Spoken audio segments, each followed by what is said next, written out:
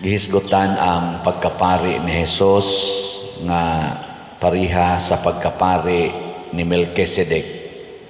Si Melchizedek matud pa sa unang pagbasa nitungha rato siya nga dili gikan sa tawhanon nga gahom. Nya nawa ra sa to siya dili tungod kay gipahunong siya sa tawhanon nga otoridad. Muna nga gitawag to siya pari nga gikas Ginoo. Nya panahon nahitabo ni panahon ni Abraham. Pag-abot ni Kristo, way laing pari nga mahuna-hunaan nga masumpay sa pagkapari ni Kristo, mao si Melchizedek. Ang pagkapari nga dili na gyud mawagtang, mura ba og indelible mark, dili mawagtang. Karon kining among pagkapari nga giordinahan dinis atong Catholic Church, gitawag sad mi og pari hangtod sa kahangturan.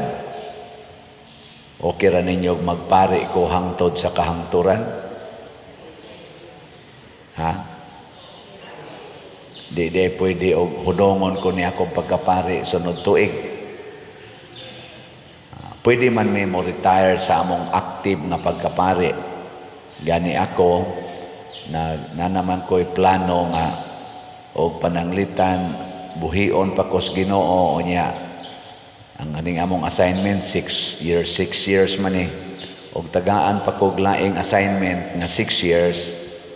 Next pagyod og pananglitag buhi pa ko, dili na ko mudawat og assignment. Mo retire na ko isip active priest. Pero hangtod pagkamatay, pari ra gyud ko. Diyan ni komedyan ako, may bitaw pa der mo retire ka kay by that time mga 68 years old ka or 67, pwede pa ka magminyo. Naku, dili pwede oy. Pari magyapon ko, di lang ko mo active nga assign pa ko parokya. Ay gusto ko nga mo relax nga kana bang magpuyo na lang ta nga ordinaryo. Pero ang pagkapari hangtod ginas kamatayon. Bisan pagani ka ng ubang mga pari nga naminyo kay kuan ba murag nasa sila nahuna-hunaan giordinahan na unya naminyo. Sa ato anang perspective sa simbahan, pari gyapon na siya. Dili na lang matagaan og official nga function sa atong simbahan, pero in the real sense, pari gyapon na siya. Na siya. Pari hangtod sa kahangturan. Unsa may hinungdan nga ang pari, importante man nga dili gyud siya mo hupas o dili siya mo expire ang pagkapari sama sa pagkapari ni Kristo. Ang pari manggod, ang iyag yung unang buhat, mao ang pagluwas sa kalag o pagluwas sa tao. Kana bang pinaagi sa iyang pagampo o pagsakripisyo, mahatagan o kaluwasan ang tao. Mo nang dinhi sa simbahan, niya ang mga sakramento nga makaluwas gikan sa bunyag hangtod gyud sa paghilog sa masakiton. Ang makabuhat ana ang pari ra nga giordinahan. Unya ron pananglitan og naa dihay luwasonon niya natug ko niya pukawon ko mingon ko pabalika lang ugma. Dan hiluganan ba or bisan gusto mo kumpisal ana kay hapit na gid siya mamatay. Di atong pakumpisalon aron mamatay dayon nga luwas. So mo ang among pagkapari 24/7. Pero mo kinahanglan sa tamo pahuway. Pero dili na pasabot nga ni pahuway ang pari. Kung madapag arrange nga pwede ugma na lang na. Pwede ra. Sige, ugma. Pero di gyud mi angay ako isip pari, di gyud ko angay nga mobalibad. Pwede lang kumuhangyo. Pader na ihiluganan niya alas 12 na sa gabi. Unsa man naglisod na ginagmayo. awa pa man pader naglungag pa ganito. Ugma na lang tingali ay lang sa karon. Ano ba? Di usag kausag gidali-dali pader adto agyod kay hapit na gyud kuno. Ana di ngadto nako. Sus ang naghuna-huna ra day nga hapit na ang asawa, tiguang na sad. Pag abot nako dito ang bana nga masakiton di man magpahilog. Gahigda na, diyan na ang pari. Ana, mutakilid bitaw ni bukot sa habol, wan agyud mutagad nako. Gahuwat kog 30 minutos o kanus agyud mutakilid og balik di man gid siya. Sige ang sangbit na dugay. Sige pader kana ganing amo lang usa ning kumbinsihon.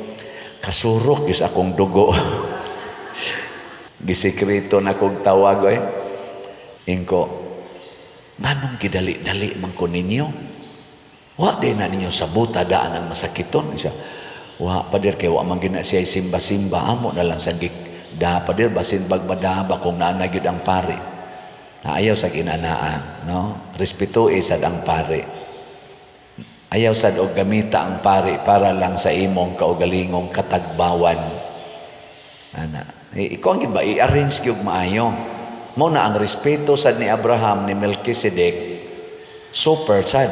Si Abraham nagiilang hari sa iyang tribo, mihalad ngadto sa pari. Pasabot tagai sad ang pari og taas nga dungog. Sama nga si Kristo tagaan sad natog taas nga dungog. Mo ni kining atong misa, napte mingon ako, pader, ikaw ba magmisa ka? Bisag jutay king tao, taas mangyapong kag humili. Inako, ang misa manggod para nako, kuan gina siya, kanunay gina siyang special. Kay ang akong ikaatubang diha, ang pari nga way katapusan, nga mao si Kristo, ang akong girepresentahan, ang pari nga way katapusan, nga mao si Kristo. Munang maningkamot kita nga dinis atong misa bisan kadang tawag nila ordinary days ato yung himuan og special nga pag alagad ana isipari sad labi na karon nga murag na kuan ko na sikat-sikat sa social media daghan na yung mangandoy nga mumisa ko ya nimisa ko kausa nako niya sa gining mga pagsulay ba formal gito nga misa kay gipadad-an gyud kog suwat sa ilang kuan parish priest nga ako'y mumisa aning adlaw anang orasa aparte sa nakong pangandam pag abot sa nako didto naa sa mga concelebrants daghan ang sakristan i-orient gyud ko nako nindot ning ila na kay preparado kayo naagi specific nga basement nga ipasulob nya mo aksyon ang takogsod ay sa pader kuangan pag 2 minutos nako ninduta ani nila kana ganing kan jud ba fathers ana gyud ang sakristan nga mo'y mag-assist ba fathers kana ganing 2 minutos na lang ha nako ninduta aning simbahana kay preparado jud kay ba pagbagting na kay nitatak na yung oras pagsud wa bitay ni kantang choir daghan kay mi dito kung celebrated mas why choir nga ni kanta lami agyong ipangasaba noon di ba part man as misa ang choir why choir nya pag abot na kusluyo pag humanas misa nangutana kus katong ni assist nako to nganong wa may choir ingon din siya ordinary day manggodron pader ordinary mass manggodron pader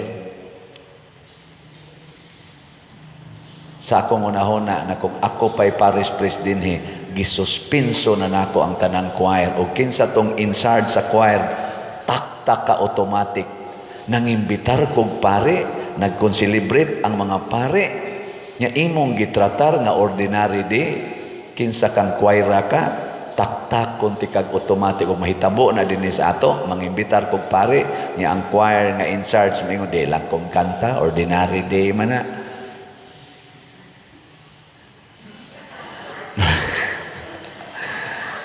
labi nagmingon ordinary ra man nga misa ana na nagyog balik dire taktakon tagyog ka wa ka maghuna-huna nga nangimbitar kog pari dili ni taga-ato nya naa pag ni apil nga mayroon bantag jutay more than 10 ka mga concelebrants nya human na paginang sakristan nga magsigig diktar nato og unsang orasa mosud unsay basement isulob o niya ara di ay ang choir di ay moingon ra ordinary mass man na ordinary schedule naman na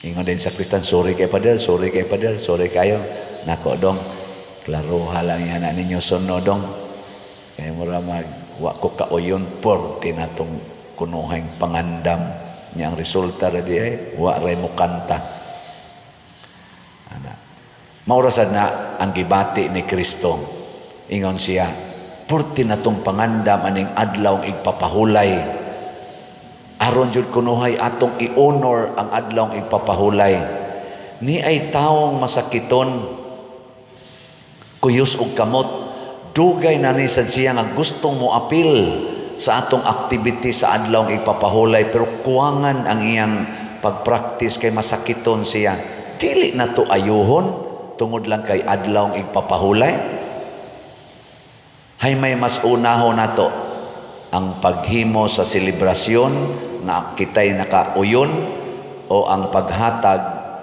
og kaayuhan sa nanginahanglan ang Ginoo mga igsoon number 1 gid niya the needs of others second the need of myself secondary running atong self compared to others. Sige, lingya mong tupad. Lingya ba mong tupad? Ingna, sugot ka. Ingna ba? Sugot ka, alagaran ti ka. Ayun na ka no. Ingna, sugot ka, ako kang alagaran. Nyagdigay siya mo sugot, ay pamugos. Nga mamugos man ka nga. Siya may important. Oh, buwang ka di ko paalagad ni mo. Ay pamugos. Parehasa anang asawa. Nya mo alagad ka sa imong bana, pero ang imong bana masuko nga imong alagaran, ayaw pamugos. Kay basig ang iyang gustong mo alagad niya ang silingan. Di ba? Kay priority man nimo ang kalipay sa others. Ayaw gipamugos ang imong kaugalingon. Ana. Nya kamo di mo mamugos kamo mga ginikanan pananglitan ang inyong alagaran, ang inyong mga anak, nya ang inyong mga anak gusto nga dili magpaalagad ninyo, ayaw lang sad mo pamugos, magyaw-yaw man sad mo. Iandam lang ang imong kaugalingon, ingna lang kung saan ka masaya, suportahan ta ka.